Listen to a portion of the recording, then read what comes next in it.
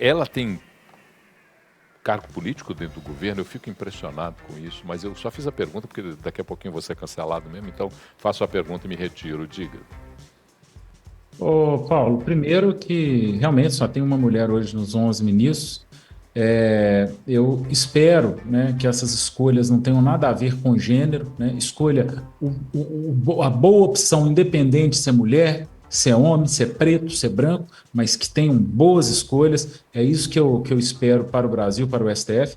E sobre a Janja, eu acho que isso tudo é armado. Eu acho que como o presidente Lula ele tem tido algumas manifestações, do meu ponto de vista, opinião minha, bastante machistas nos últimos tempos, às vezes ela combina, ó, vou fazer o contraponto aqui para o casal ser moderado. Tem hora que eu acho que tudo isso é combinado. Luiz, não parece estranho? Primeiro porque, me desculpe a sinceridade, a primeira dama conversa com o presidente em horários que nenhum de nós vamos conversar, nenhum cidadão vai poder conversar. É a primeira dama. Então, tá lá, ela conversa numa intimidade que nenhum de nós tem.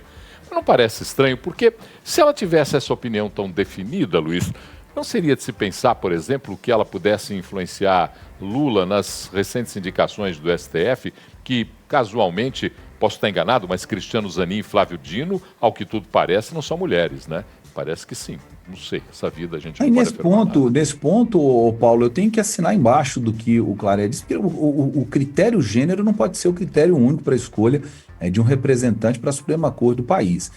Se ela realmente, a primeira-dama, tivesse realmente preocupada com isso, talvez ela devesse estar se manifestando e trabalhando para que a base fosse formada, para que daqui a alguns anos a gente tenha tantas mulheres com candidatura ou com gabarito, com condição de assumir uma vaga no Supremo Tribunal Federal, que não teria como um presidente escolher parceiros políticos próximos a ele, como foi o caso dos dois últimos presidentes, mas especialmente desse último presidente agora, o Luiz Inácio Lula da Silva, que colocou dois parceiros de jornada dele, inclusive dizendo que estava colocando o seu advogado pessoal e depois pela primeira vez vamos ter um ministro comunista na corte, como se isso também tivesse que ser critério, e obviamente não é.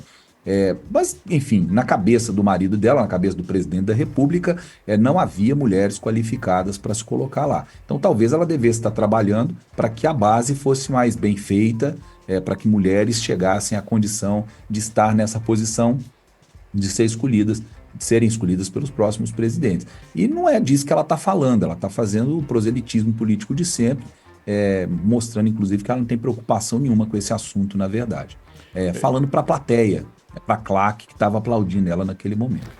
Mas, mas só para ficar claro, eu acho que a manifestação é justíssima, eu também acho muito ruim ter só uma mulher entre os 11 ministros da corte, mas é tão importante essa manifestação quanto irrelevante. Na verdade, Luiz, o que me incomoda, e talvez eu tenha que falar com muito cuidado, porque hoje em dia você não pode falar, porque senão daqui a pouquinho eu sou sexista, misógino ou qualquer outro termo desse que estão usando aí, né, que há 10 anos ninguém sabia direito o significado. Mas é bom que a gente tenha pensamento sobre essas coisas que as pessoas se sentem incomodadas. Mas veja bem, você falou naquilo que mais me incomoda, que é o proselitismo político. Qual é a figura política, não da cidadã Janja da Silva? A cidadã Janja da Silva tem todo o direito de ter suas posições políticas, é uma socióloga, ativista, ela tem o direito de ter a posição política que ela quiser, não me importa. Eu ouvirei com muita atenção e concordarei ou discordarei com a mesma atenção. Mas a questão é porque parece que quer ocupar um espaço político onde não tem um espaço político para ocupar. Porque até então, eu posso estar enganado, Claré, queria saber a sua opinião, Janja faz parte do governo Lula? Ou ela é simplesmente a primeira-dama? Que não é simplesmente nesse sentido. Ou é a primeira-dama? Vai. Em tese, ela é a primeira-dama, né? Casada com o presidente. Ela não tem mandato, ninguém votou nela, ninguém a colocou ali como representante de nada. Agora, Paulo, eu tenho que ser coerente. Assim, as pessoas podem se manifestar livremente, né? Essa é a opinião dela, deixa ela se manifestar. Obviamente, ela tem que lembrar que ela ocupa um espaço que traz holofotes, né, que pode ter consequências. Agora, reitero, para mim tudo isso é combinado. Vocês podem perceber as últimas falas do Lula. Ele traz no seu histórico e dentro desse último ano comentários considerados por muitos machistas. Então, assim, ela faz aquele contraponto ali, né? Só no último ano, não. Na verdade, o Lula tem inclusive uma declaração antiga aí, terrível sobre a ministra Rosa Weber, se referindo à anatomia da ministra Rosa Weber. Mas, enfim, a questão toda, o Claré, é que... Você corrigiu no meio do caminho, né? A anatomia da ministra. Enfim... Mas é uma declaração ridícula, né, para dizer o mínimo. Mas, enfim, faz parte, talvez até sei lá, do folclore que gira em torno do presidente, certas coisas que ele fala de maneira muito espontânea. Só que se fosse o outro presidente, certamente o resultado teria sido outro também, né? A gritaria teria sido maior, se fosse uma declaração feita por Jair Bolsonaro. Mas, enfim, uma coisa não tem relação com a outra. Eu acho que as bobagens que os presidentes falam precisam ser cobradas deles nas urnas. E a primeira-dama, Janja da Silva, eu acho que ela até é legal ela assumir um protagonismo de dar opinião sobre certos assuntos, mas eu acho que as coisas têm que ser medidas com a proporção que elas têm, gente. Se você quer que haja ministras no Supremo Tribunal Federal...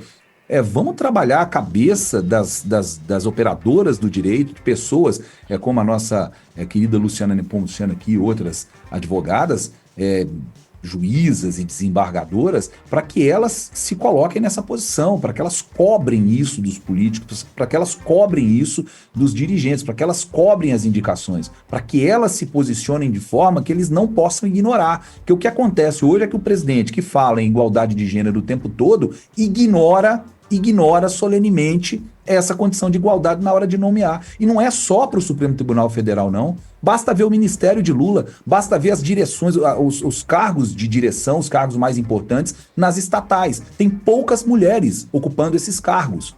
Eu fiz uma provocação aqui que eu falei, as mulheres precisam se colocar na posição na condição técnica para isso. Elas têm, talvez não tenham mobilização, porque as porta-vozes que elas elegem são pessoas como a primeira-dama, que falam só pela boca, não falam com o coração. É interessante o que você falou e, na verdade, a gente tem que entender muito o que está acontecendo, porque esse governo, que é um governo que veio com o discurso da diversidade, da inclusão, é um governo absolutamente ocupado por homens. Então a gente tem que deixar isso bem claro. E para terminar, porque eu tenho que ir para o intervalo, já estão me cobrando aqui o intervalo, rapidinho, sugiro a leitura de 2 entrevistas antigas do presidente Lula, uma delas na revista Playboy, para o jornalista Juca Kfouri, e outra na revista Carta Capital, para o jornalista Mino Carta. Ali você vai sacar direitinho quem é. Essa é uma que ele fala do Adolf? Essa que ele fala do Adolf, e a mais antiga para e a mais antiga para o nosso querido Juca Kfouri lá, né, querido entre aspas, para o Juca Kfouri, ele fala, tem uma posição sobre mulheres que é muito interessante, interessante também, entre aspas, ouvir o que ele quer dizer.